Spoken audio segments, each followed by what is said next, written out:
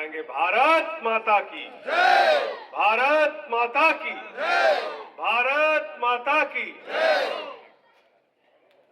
India गठबंधन के प्रत्याशी और राज्यसभा में हमारे साथ सांसद रहे भाई सुशील गुप्ता जी, आम आदमी पार्टी के वरिष्ठ उपाध्यक्ष भाई अनुराग ढांढा जी, पार्टी के जिलाध्यक्ष और पार्टी के सभी कार्यकर्ता साथियों, बुजुर्गों, नौजवान दोस्तों, माताओं, बहनों, साथियों, जब भी मैं हरियाणा आता हूं तो मुझे अन्ना आंदोलन की याद आती है। अन्ना आंदोलन जिसने पूरे देश को जगाया, अन्ना आंदोलन जिसने पूरे देश को खड़ा किया, उस आंदोलन में सबसे बड़ी भूमिका अगर किसी राज्य की थी तो हरियाणा के लोगों की थी। हरियाणा के लोगों ने उस आंदोलन में बहुत बढ़ चढ़ के हिस्सा लिया। आज भी मैं जिस गांव में जा रहा हूं, लोग मिलते हैं, कहते हैं अन्ना आंदोलन में आपके साथ था। क्यों थे अन्ना आंदोलन में आप साथ? आप अन्ना आंदोलन में इसलिए साथ थे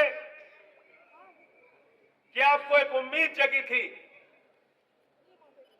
अन्ना हजारे जी से, अरविंद केजरीवाल जी से, आंदोलन को चलाने वाले लोगों से। कौन है अरविंद केजरीवाल, जिसने पूरे देश को जगाया, जिसने पूरे देश को खड़ा किया? वो अरविंद केजरीवाल कहीं और का नहीं, आपके हरियाणा का लाल है, आपके हरियाणा का बेटा है, आपके हरियाणा का भाई है। आईआईटी में सिलेक्शन हुआ। आईआईटी में सिलेक्शन पाना कोई सामान्य बात नहीं होती, और उस जमाने में आईआईटी में एडमिशन पाना बहुत बड़ी बात होती थी। आईआईटी में अरविंद केजरीवाल का एडमिशन हुआ। पढ़ाई पूरी की तो आईआरएस की नौकरी दी, इनकम टैक्स के कमिश्नर बने। चाहते तो करोड़ों रुपए कमाते, बहुत बड़े बंगले में रहते, आराम से रहते पूरी जिंदगी। लेकिन उस इनकम टैक्स कमिश्नर की नौकरी को लात मार के अरविंद केजरीवाल जी ने देश सेवा का संकल्प लिया। बताओ लिया कि नहीं लिया? झुग्गी बस्तियों में रहे, आरटीआई का आंदोलन चलाया, मजदूरों के लिए काम किया, किसानों के लिए काम किया। और इतना ही नहीं, 2011 के अंदर आंदोलन किया। पहले 10 दिन का अनशन किया, फिर दिल्ली के अंदर बिजली के नाम पर हो रही धांधली के खिलाफ 15 दिन का अनशन किया, शुगर के मरीज होने के बावजूद। बताओ हिंदुस्तान में कौन सा नेता है? 15 दिन का अनशन किया। दिल्ली की जनता ने अरविंद केजरीवाल को पहली बार में मुख्यमंत्री बनाया 2013 में। मुख्यमंत्री बनने से पहले हम लोग चुनाव प्रचार में जाते थे, लोग हाथ पकड़ लेते थे झुग्गियों में। केजरीवाल साहब अपने बिजली का बिल चुकाने के लिए अपनी बीवी का गहना गिरवी रख दिया, घर की फ्रिज बेच दी। बिजली का बिल बहुत ज्यादा है, हमारा गुजारा नहीं होता, बच्चों की पढ़ाई नहीं हो पाती, दवाई नहीं हो पाती। मुख्यमंत्री बनने के 24 घंटे के अंदर अरविंद केजरीवाल ने दिल्ली के अंदर 200 यूनिट बिजली फ्री और 400 यूनिट बिजली आधे दाम पर दिया। बताओ क्या गुनाह किया उन्होंने? दिल्ली के अंदर सरकारी स्कूलों में मकड़ी के जाले लगे रहते थे। उन सरकारी स्कूलों में बच्चे टाट पट्टी पे बैठ के पढ़ते थे, टॉयलेट का इंतजाम नहीं था बच्चियों के लिए। आज वही सरकारी स्कूल जाकर देखना, दिल्ली के अंदर आपके इसी हरियाणा के बेटे ने एयर कंडीशन कमरा उन्हीं बच्चों की पढ़ाई के लिए बनाया दिल्ली में। अरविंद केजरीवाल जिंदाबाद, अरविंद केजरीवाल जिंदाबाद। मोहल्ला क्लिनिक बनाया, दवाएं फ्री मिलती हैं, 200 तरह की जांच फ्री होती है, बुजुर्गों के लिए तीर्थ यात्रा कराई, माताओं बहनों के लिए बस की यात्रा फ्री की, 1000 रुपए हर महीने आर्थिक सहायता देने की योजना लाई, फरिश्ते स्कीम लाई। कहा कि देश का किसी भी हिस्से का आदमी अगर उसका दिल्ली में एक्सीडेंट होगा तो उसको छोड़ के भागना मत, फरिश्ते बनना उसके लिए, अस्पताल में पहुंचाने का भी किराया हम देंगे और 50 लाख भी खर्चा होता है तो उसका इलाज हम कराएंगे। बताओ देश की एक सरकार जो ऐसा काम करती है। लेकिन ये मोदी जी को पसंद नहीं है, ये उनको अच्छा नहीं लगता। एक मुख्यमंत्री जो लोगों के लिए काम कर रहा है, आपके इसी हरियाणा का बेटा, वो उनको पसंद नहीं आता। फर्जी मामले में, पूरी तरीके से फर्जी मामले में पकड़ के केजरीवाल जी को जेल में डाल दिया। मनीष सिसोदिया शिक्षा मंत्री थे, उनको पकड़ के जेल में डाल दिया। सत्येंद्र जैन को पकड़ के जेल में डाल दिया। मुझे 6 महीने जेल में रखा, बार बार दबाव बनाते रहे, इनके आगे झुक जाऊं, इनके आगे झुक जाऊं, इनके आगे झुक जाऊं। मैंने कहा बेईमानो, पूरी जिंदगी जेल में रखोगे, तुम्हारे आगे झुकने वाला नहीं। आम आदमी पार्टी जिंदाबाद, आम आदमी पार्टी जिंदाबाद। लोकतंत्र में बहादुरी से राजनीति करेंगे जब तक जिंदा है, कायरों की तरफ पीठ दिखा के भागेंगे नहीं। हम आम आदमी पार्टी के लोग हैं, आंदोलन की कोख से पैदा हुए हैं। इसलिए हरियाणा के लोगों आपसे कहने के लिए आया हूं, आपका इतिहास बहादुरी का इतिहास है। जिस भी गांव में चले जाओ, एक बोर्ड लगा रहता है, एक गांव के आगे एक दरवाजा बना होता है, एक गेट बना होता है, उस गेट पे किसी न किसी शहीद का नाम लिखा होता है, कोई न कोई स्मारक स्थल होता है जहां इलाके के शहीदों का नाम लिखा होता है। क्या किया भारत के प्रधानमंत्री ने? हमारी भारत माता के साथ गद्दारी। अग्निवीर योजना, क्या है अग्निवीर योजना? आपने सोचा कभी? हमारा नौजवान हरियाणा का, पंजाब का, उत्तर प्रदेश का, बिहार का, राजस्थान का सुबह 4 बजे उठता है, परिश्रम करता है, दौड़ लगाता है, पहलवानी करता है, अपने शरीर को तैयार करता है कि जरूरत पड़ेगी तो भारत माता की रक्षा के लिए अपने प्राणों की आहुति दे देंगे। बताओ इससे बड़ी कुर्बानी, बताओ इससे बड़ी कुर्बानी क्या हो सकती है? हर गांव के अंदर आपको एक शहीद मिल जाएगा, एक शहीद का परिवार मिल जाएगा। कभी हमने पीछे नहीं देखा, देश की बात आई तो आगे बढ़ के लड़े, सब कुछ कुर्बान कर दिया।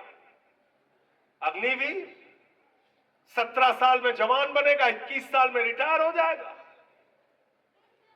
बाप नौकरी करेगा, बेटा रिटायर हो जाएगा। है कोई योजना ऐसी दुनिया में? यह योजना लेके आए मोदी जी। मोदी जी अग्निवीर योजना लाकर भारत माता की सुरक्षा के साथ, भारत माता के साथ गद्दारी करने का काम किया है। मैं इस बात को कह रहा हूं, अगर आप मानते हो तो इस बार इनको सबक सिखाने का काम करना। अग्निवीर योजना इंडिया गठबंधन की सरकार बनने के बाद खत्म करेंगे और जैसे पहले जवानों की नौकरी होती थी वैसे ही जवानों की नौकरी होगी। जवान को धोखा दिया, कहते हैं हम राष्ट्रवादी हैं। कैसे राष्ट्रवादी हो आप? कहते हैं पहले पाकिस्तान के आगे हमारे लोग रोते थे। ऐसा प्रधानमंत्री अपने देश के ही लोगों की बेइज्जती करता रहता है, शर्म नहीं आती? कौन रोता था पाकिस्तान के सामने? बताओ कौन रोता था? हमारे देश के जवानों ने पाकिस्तान के 2 टुकड़े किए हैं। हमने पाकिस्तान के आगे कभी सर नहीं झुकाया। हम रोते नहीं थे, हम लड़ते थे, हम हराते थे। मोदी कहता है हम रोते थे। बताओ पाकिस्तान बांग्लादेश 2 टुकड़े किया कि नहीं किया पाकिस्तान का? किसने किया? हमारे जवानों ने किया, हमारे घर के बेटों ने किया, किसानों के बेटों ने किया, अपने प्राणों की आहुति देके किया। भारत के प्रधानमंत्री होकर आप उनकी शहादत का अपमान कर रहे हैं, कह रहे हैं हम रोते थे पाकिस्तान के आगे। 8 लाख बंदे बंदी बनाए थे, हम रोते थे, हम रोते थे। तुमने भारत का सिर शर्म से झुकाया। पाकिस्तान के प्रधानमंत्री को अपने शपथ ग्रहण में बुलाया मोदी जी 2014 के अंदर। उसके पहले, आपके पहले किसी भी भारत के प्रधानमंत्री ने अपने शपथ ग्रहण में पाकिस्तान के प्रधानमंत्री को नहीं बुलाया। आप क्या राष्ट्रवाद की बात करते हैं? आपने पठानकोट में आतंकवादियों का हमला हुआ, वहां हमारे वीर जवानों की शहादत की जांच आपने आईएसआई की खुफिया एजेंसी को बुला के कराया। आप क्या राष्ट्रवाद की बात करते हैं? आप बिना बुलाए नवाज शरीफ के बर्थडे का केक काटने पाकिस्तान चले गए। आपसे राष्ट्रवाद हमें नहीं सीख रहा। हरियाणा के लोग, यूपी के लोग, उत्तर भारत के लोगों के रग रग में राष्ट्रवाद भरा है। मत सिखाओ हमें राष्ट्रवाद, नहीं सीखना राष्ट्रवाद तुमसे। राष्ट्रवाद की बात करते हैं।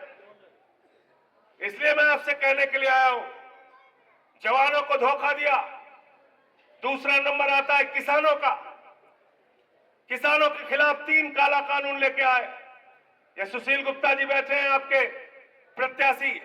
मैं और ये दोनों लोग राज्यसभा में थे उस समय। मैं टेबल के ऊपर चढ़ गया, मैंने कहा ये बिल किसानों के खिलाफ है, हमारे देश के अन्नदाताओं के खिलाफ है, इसको हम कतई लागू नहीं होने देंगे।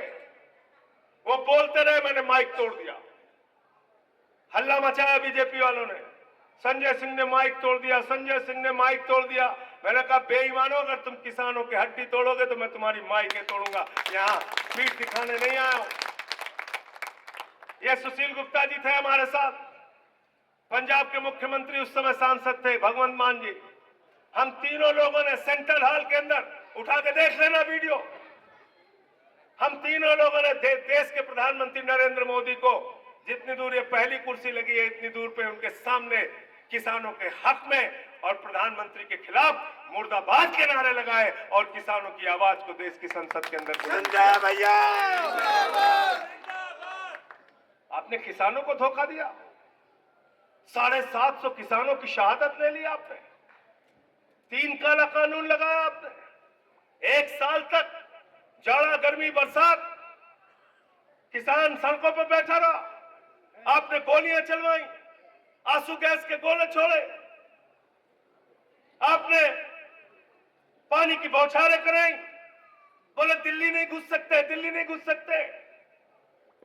अरे जिन्होंने आपको दिल्ली नहीं जाने दिया, अब उनके कैंडिडेट को कहना हम तुमको दिल्ली नहीं जाने देंगे। बताओ तैयार हो आप लोग? किसानों को धोखा दिया, बोले आमदनी 2 गुना कर देंगे। आज तक एमएसपी लागू नहीं की स्वामीनाथन आयोग की रिपोर्ट के हिसाब से। यह है हमारी पीड़ा, यह है उत्तर भारत के लोगों की पीड़ा। परिश्रम करते हैं, मेहनत करते हैं, हरियाणा के, पंजाब के, यूपी के, बिहार के, राजस्थान के लोग अपनी धरती माता से अन्न पैदा करते हैं और उसको बेचने के लिए जाते हैं। मंडियों में लाठियां मिलती है, खाद की बोरी लेने जाओ लाठियां मिलती हैं, बीज मांगने जाओ लाठियां मिलती है, हर जगह में मारा जा रहा। ये राष्ट्रवाद की बात कर रहे हैं।